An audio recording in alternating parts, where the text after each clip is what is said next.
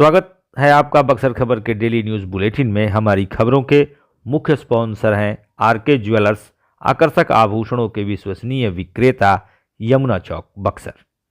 लगन साड़ी एवं Pankaj tailors, ambassador hotel के सामने, दुल्हा दुल्हन के लिए विशेष परिधान उपलब्ध। नजर डालते हैं बुलेटिन की प्रमुख सुर्खियों पर। चुनावी सरगर्मी और बढ़ते तापमान को लेकर डीएम ने बुलाई बैठक। पति और बच्चों के साथ ससुराल जा रही महिला को पिकअप ने मारी टक्कर। स्कूल से घर लौट रहा 7वीं कक्षा का छात्र आयुष लापता। शादी में शामिल होने आए दामाद की करंट लगने से मौत, उत्साह में खलल। भाजपा चुनाव कार्यालय में कोर कमेटी की बैठक, चुनावी रणनीति पर चर्चा। भाभी को मौत की नींद सुलाने वाला देवर गिरफ्तार, एक की तलाश जारी। बसपा उम्मीदवार ने कहा, जिसे जिले की चौहद्दी ही नहीं पता वह क्या करेगा विकास। सड़क का अतिक्रमण करने वाले 14 दुकानदारों पर 70,000 का जुर्माना। खबरें विस्तार से के प्रायोजक हैं कामधेनु नेक्स्ट, नए जमाने की मजबूत सरिया। जिंदल पैंथर सीमेंट एवं सरिया के मुख्य विक्रेता गंगा सागर बिल्डिंग मटेरियल, गोलंबर बक्सर एवं सिमरी।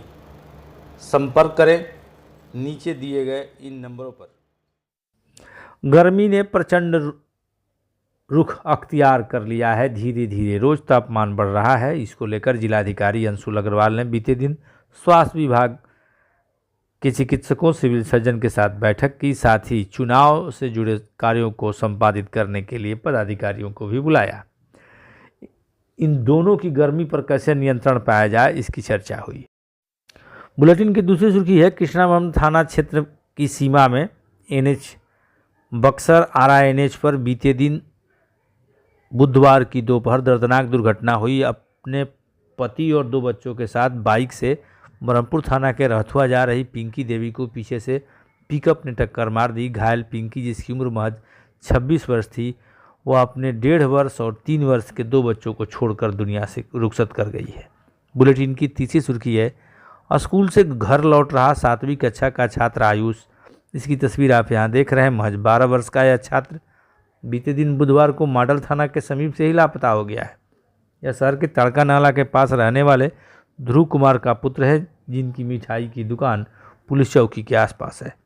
बुलेटिन की चौथी सुर्खी है, मुफस्सिल थाना क्षेत्र के नुआव गांव में शादी समारोह में शामिल होने आए एक दामाद की करंट लगने से बुधवार की सुबह मौत हो गई। सूचना के अनुसार रघुनाथ राम, जिनकी उम्र 33 वर्ष थी, वे मुरार थाना के वीरपुर गांव के रहने वाले थे। तिलक के बाद से ही अपनी ससुराल में ही रुके हुए थे। आज गुरुवार को बारात जानी थी, लेकिन बीते दिन बुधवार की सुबह जब घर में लोग वायरिंग, बिजली का तार ठीक कर रहे थे, तभी वे करंट की चपेट में आ गए।